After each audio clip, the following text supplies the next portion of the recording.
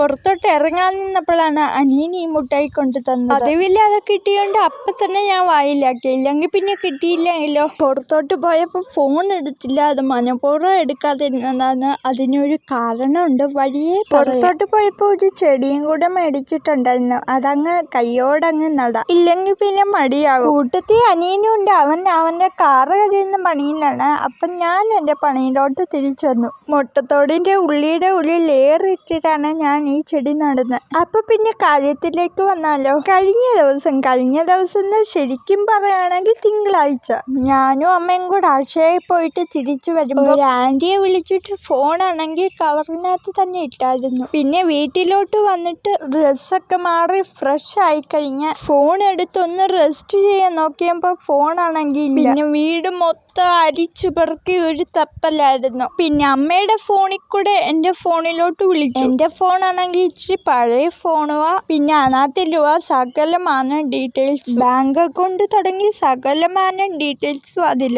ആകെ ടെൻഷനായിരുന്നു. പിന്നെ ഞാനും അമ്മയും കൂടെ റോഡിലോട്ട് നിൽക്കുന്ന നിപ്പിലൊരു പഴക്കം പാച്ചിലായിരുന്നു. ഞങ്ങളാ പോയ വഴിയെല്ലാം രണ്ടാമതും മൂന്നാമതും ഒക്കെ പോയി നോക്കി. അമ്മയുടെ ഫോണിൽ കൂടെ ഒക്കെയാണ് ഞാൻ ഈ വീഡിയോസ് ഒക്കെ എടുക്കുന്നത്. അമ്മയുടെ ഫോണിൽ കൂടെ വിളിക്കുമ്പോൾ ആരും അറ്റൻഡ് ചെയ്യുന്നില്ലായിരുന്നു. അവിടുത്തെ എല്ലാ കടകളിലും ചോദിച്ചു. അവർ പറഞ്ഞത് കയ്യോടെ പോയി പോലീസ് സ്റ്റേഷനിൽ പരാതി കൊടുക്കാൻ. ഞങ്ങൾ വീട്ടിലെത്തി ലാസ്റ്റ് ആയിട്ട് ഒന്ന് തപ്പിയിട്ട് പിന്നെ ഞങ്ങൾ പോലീസ് സ്റ്റേഷനിലോട്ട് പോകാൻ ഇറങ്ങി. അപ്പോൾ അനിയൻ കോളേജിൽ പോയോണ്ട് അനിയൻ്റെ ഒരു കൂട്ടുകാരനും വന്നിട്ടുണ്ടായിരുന്നു ഈ വിവരം അറിഞ്ഞു. പിന്നെ അവനും ഞാനും അമ്മയും കൂടെ പോലീസ് സ്റ്റേഷനിലോട്ട് പോകുന്ന വഴിയെല്ലാം ഈ ഫോൺ തപ്പുന്നുണ്ടായിരുന്നു. അമ്പലവും പോലീസ് സ്റ്റേഷനും അക്ഷയവും ഞങ്ങളുടെ വീടും എല്ലാം അടുത്തടുത്ത്.